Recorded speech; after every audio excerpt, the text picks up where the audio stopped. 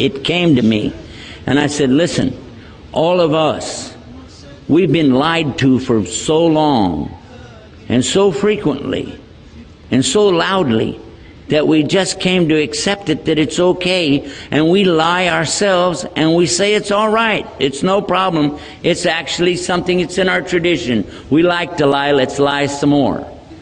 I knew they would get upset because Indiana is very conservative. These are very down-to-earth people, very sweet people. They would take it in a good way. And they did. They were like, oh, what's he talking about? If I'd have said it in New York, they'd have probably attacked me or something, you know. But they were going, no, we don't lie. What are you talking about? And they're looking at each other like, lies, you know, because they are very sweet people, kind people. They really wouldn't lie, except what? When you lie about a law, that's the worst lie there is. When you lie about the one that created you, ooh, and he has no partners. And it's in their book. Exodus chapter 20, Deuteronomy chapter 5. That's Old Testament, New Testament, Mark chapter 12, verse 29. All of them saying the same thing. Know, O Israel, the Lord your God is one Lord.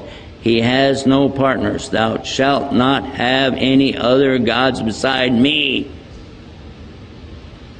Whoa, this is clear. So how in the world do you turn around and say, well, Jesus is also a God, but he's part of a God. I mean, there's a ghost in there too, but, you know, how does that work? Again, we're not really trying to make a joke out of it, but I'm trying to drive a point home. Now, the people were looking at me, they were getting a little bit upset. I said, okay, you're saying to me that nobody ever lied to you when you were growing up about any issue. They said, absolutely not. And then you don't lie to your kids. Of course not. No, of course you don't.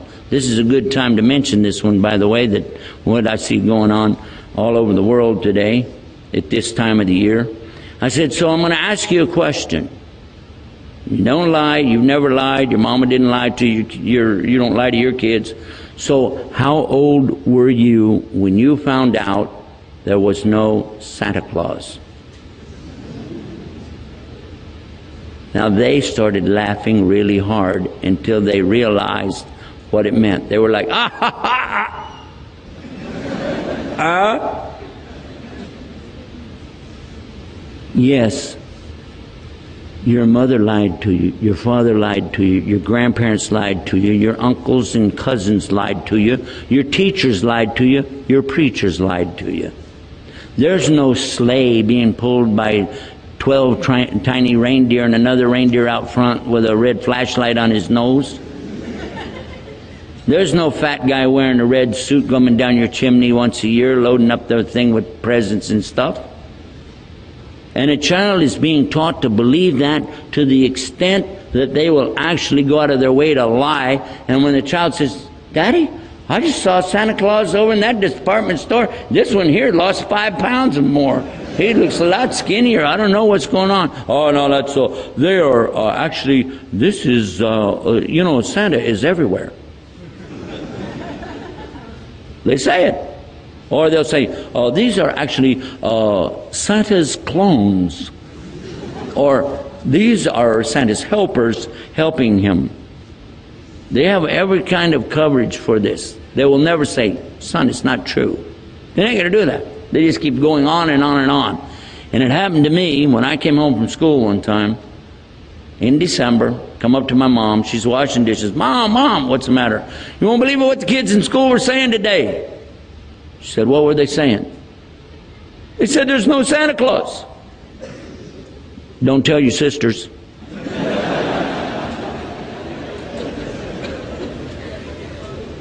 What happens to your credibility with these children? And then when they find out, and I remember thinking the next thing they're going to be telling me that there's no bunny running around laying colored eggs. What about that? If you do this, though, to your children, if you lie to them, what's going to happen later when you want to tell them about the miracles of Allah?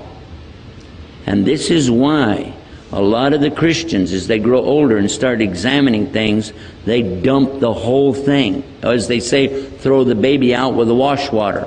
They do that because they say, let's throw out the lies, and then they start thinking, how in the world could a woman have a baby and she doesn't have a husband?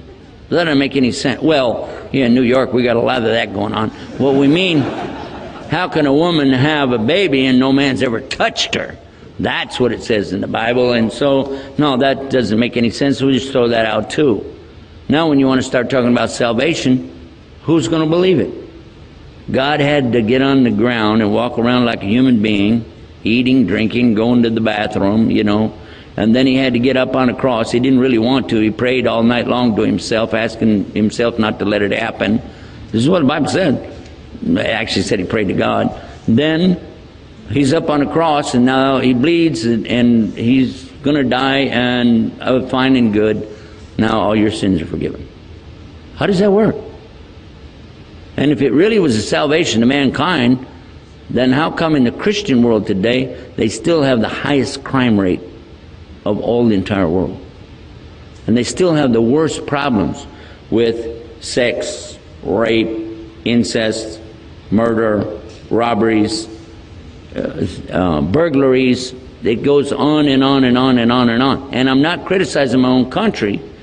I'm not trying to criticize the society. What I'm criticizing is the fact that we're not looking at the real solution. And when these people are out here doing these things, yes, it's because they're evil. Yes, it's because they're doing the wrong thing. Absolutely. I'm not trying to give them an excuse. But I'm saying in the beginning, if we would have dealt with the truth with some of them, maybe they wouldn't have wound up like that. For the years that I've spent in counseling in the prisons, I've found it time and again that there was an experience we could go back to, a pivotal point when the child made the decision. As maybe a teenager, I don't know, but they would make this decision to go off in this black or dark way. They would go off in that way rather than to stay with something that was, you know, moral and just and upright. And it always comes back to these things that we can say, oh my God, why didn't we deal with the truth to start with?